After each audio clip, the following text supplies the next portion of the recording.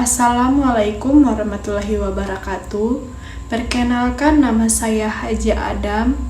Saya berasal dari kelas 1D Program Studi Keperawatan.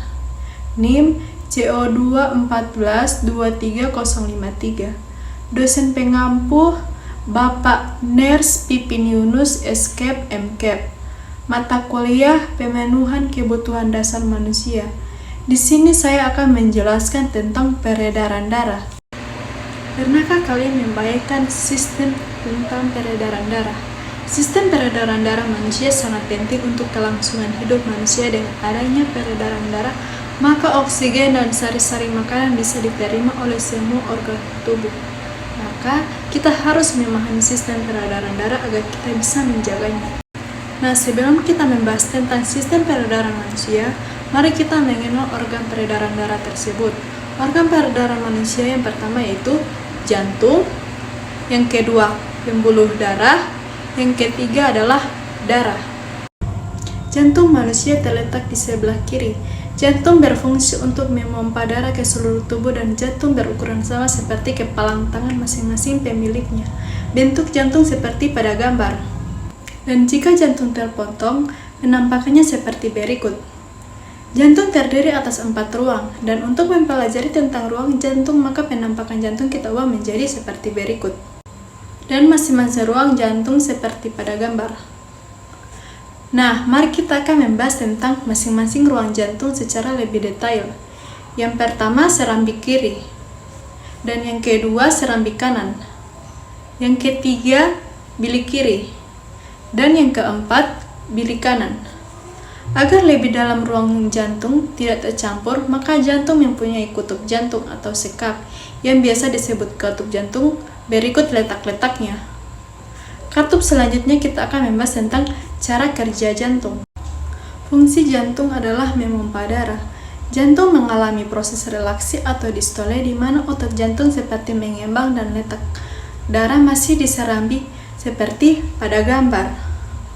Lalu kontraksi atau sistole di mana otak jantung menegang sehingga jantung menguncup dan letak darah masih di bilik seperti pada gambar.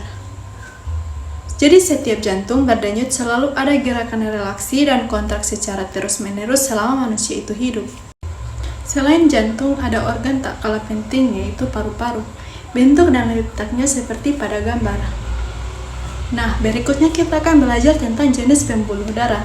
Pembuluh darah yang pertama adalah pembuluh arteri atau nadi, yaitu pembuluh darah yang mampu membawa darah keluar dari jantung, biasanya berwarna merah. Gambarnya seperti berikut.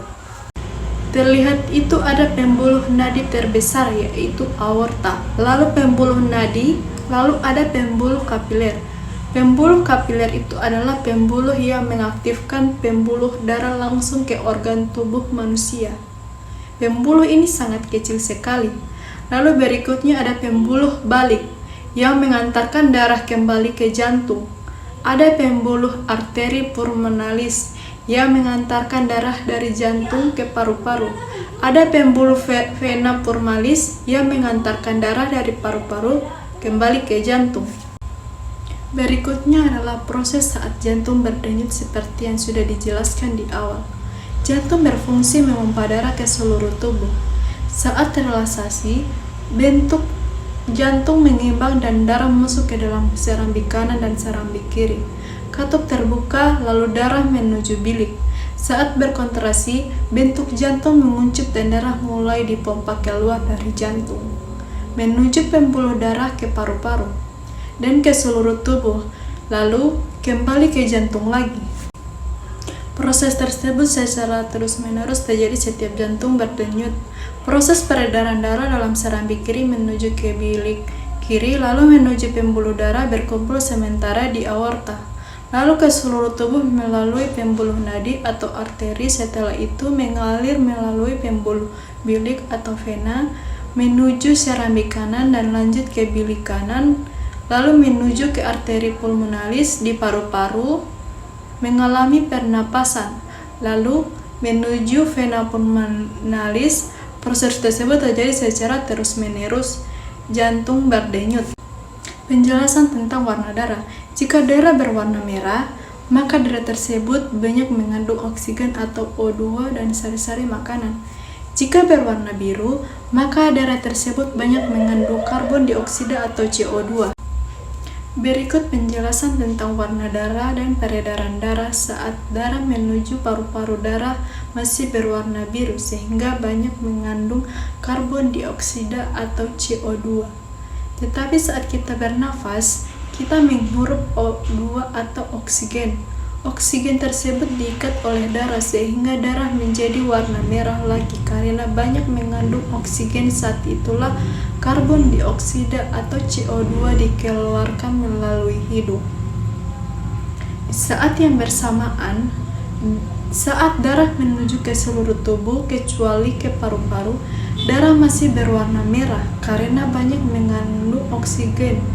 Tetap setelah oksigen dan sari-sari makanan dipakai oleh tubuh, darah banyak mengandung karbon dioksida atau CO2 dan akhirnya berwarna biru. Sekian dari saya. Wassalamualaikum warahmatullahi wabarakatuh, dan terima kasih yang sudah menonton. Jangan lupa like dan share. Terima kasih.